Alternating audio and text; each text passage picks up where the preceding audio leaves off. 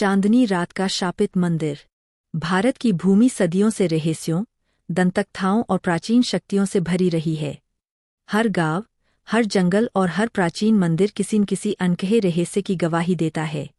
ऐसी ही एक कथा है, चांदनी रात का शापित मंदिर, जो डर, रोमांच और रहस्य से भरी हुई है। कहानी की शुरुआत होती है उत्तर भारत के एक छोटे पर्वतीय गांव नवरत्नपुर से। यह गांव घने जंगलों और ऊंचे पहाड़ों से घिरा हुआ था। गांव में एक प्राचीन मंदिर था, जिसे लोग केवल भय और श्रद्धा के मिश्रण के रूप में याद करते थे। कहा जाता था कि यह मंदिर शापित है और इसे केवल चांदनी रात में ही देखा जा सकता है। मंदिर के बारे में बुजुर्गों का कहना था कि सैकड़ों साल पहले यहाँ एक साधु ने अपनी तपस्या पूरी की थी। उसकी साधना इतनी गहरी थी कि वह भगवान के दर्शन करने लगा, लेकिन साधु का लालच और अहंकार उसकी मृत्यु का कारण बना। उसकी अंतिम प्रार्थना अधूरी रह गई और उसी समय मंदिर शापित हो गया। तब से हर चांदनी रात मंदिर में अजीब घटनाएं घटती है। मंदिर की घंटियां अपने आप बजती है, अंधेरे में परछाइयां घूमती है और कभी कभी लोगों को भूतिया आवाजें सुनाई देती है। गांव का एक युवा और साहसी युवक अभिषेक हमेशा इस रहस्य को जानने के लिए उत्सुक रहा। उसने तय किया कि अगली पूर्णिमा की रात वह मंदिर जाकर इसके रहस्य को उजागर करेगा। उसके साथ उसके मित्र दीपा, करण और रोहित भी तैयार हो गए। चांदनी रात आई। चारों मित्र लालटेन और कुछ आवश्यक सामग्री लेकर मंदिर पहुंचे। वातावरण भयावह था। हल्की धुंध, ठंडी हवाएं और अजीब सन्नाटा चारों ओर फैला हुआ था। जैसे ही वे मंदिर के पास पहुंचे, उन्हें लगा कि मंदिर की दीवारें जीवित है और उनकी आंखें उन पर टिकी है। दीपा ने कांपते हुए कहा, यह जगह, यहाँ कुछ अजीब है। लगता है जैसे कोई हमें देख रहा है। अभिषेक ने साहस दिखाते हुए कहा, हम केवल सत्य जानने आए हैं। डरने की कोई जरूरत नहीं।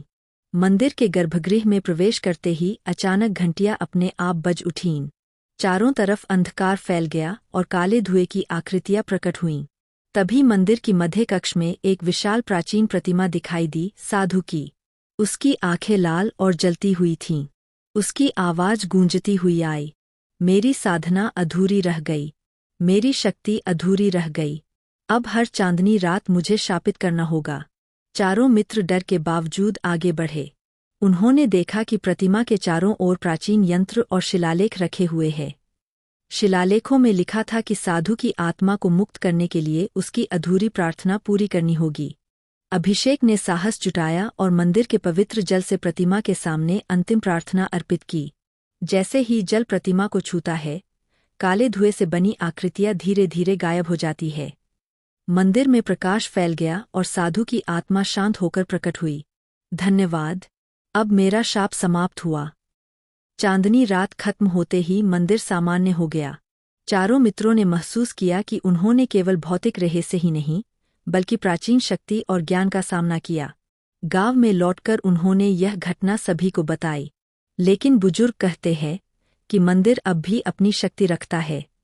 हर चांदनी रात, जो साहसी और जिज्ञासु है, वह वहां जाकर अनुभव कर सकता है कि शक्ति, रहस्य और भूतपूर्व श्राप कैसे जुड़े हुए हैं। यह कहानी हमें सिखाती है कि साहस, धैर्य और विवेक से ही रहस्यों का सामना किया जा सकता है। भूतपूर्व शाप, अधूरी प्रार्थना और प्राचीन शक्ति केवल उन्हीं को दिखाई देती है जो इसके योग्य है। अगर आपको यह कहानी पसंद आई हो तो कृपया लाइक, शेयर और सब्सक्राइब कीजिए और जुड़े रहिए हमारे साथ ऐसी ही दिलचस्प और रोमांचक कहानियों के लिए।